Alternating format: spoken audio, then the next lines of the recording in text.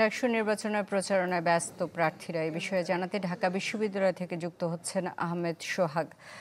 সোহাগ, আজকে ঢাকা বিশ্ববিদ্যালয় প্রচারণায় কি প্রস্তুতি দেখছেন?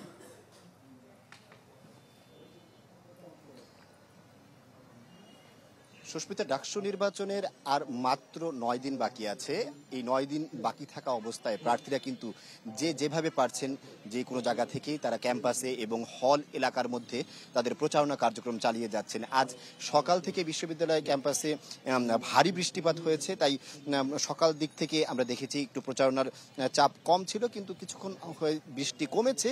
আর বৃষ্টি কমার পর থেকেই আমরা দেখতে পাচ্ছি যে বিশ্ববিদ্যালয় ক্যাম্পাসে সাধারণ শিক্ষার্থীদের আনাগোনা বেড়েছে এবং পাশাপাশি সেই সাথে সাধারণ শিক্ষার্থীদের কাছে প্রার্থীরা কিন্তু তাদের যে ম্যান্ডেট সেই ম্যান্ডেট নিয়ে যাচ্ছেন এবং তারা তাদের ইশতেহার সেখানে উপস্থাপন করছেন। অর্থাৎ শিক্ষার্থীদেরকে তারা আসলে যে কোনোভাবে কনভিন্স করার চেষ্টা করছেন। আসলে প্রায় সবগুলো প্যানেল এবং সবগুলো স্বতন্ত্র প্যানেলের যারা আছেন সকল প্রার্থীরাই কিন্তু এখানে আমরা দেখতে পেয়েছি ক্যাম্পাসের বিভিন্ন জায়গা জুড়ে, বিশেষ করে কলা ভবনে আমরা দেখেছি, কার্জন হলে দেখেছি, এছাড়াও টিএসসি সহ যে সমস্ত গুরুত্বপূর্ণ জায়গাগুলো আছে বিশ্ববিদ্যালয় ক্যাম্পাসের প্রায় প্রত্যেকটি জায়গাতে আমরা দেখেছি যে সাধারণ শিক্ষার্থীদের কাছে প্রার্থীরা তাদের ম্যান্ডেট নিয়ে যাচ্ছেন এবং তারা সাধারণ শিক্ষার্থীদের কে তারা আসলে বোঝানোর চেষ্টা করছেন।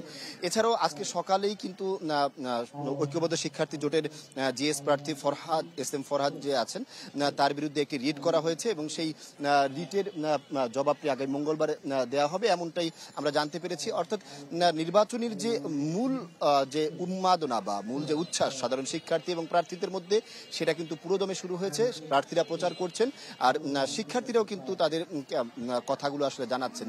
শিক্ষার্থীরা আমাদেরকে জানিয়েছেন আসলে প্রার্থীদের মধ্যে যাদের উপস্থাপনা ভালো এবং যাদের কথাবার্তা শিক্ষার্থী বান্ধব, যাদের দাবিগুলো শিক্ষার্থী বান্ধব, তাদের পক্ষে তারা থাকবেন, এমনটাই জানিয়েছেন। সোহাগ, আপনাকে ধন্যবাদ।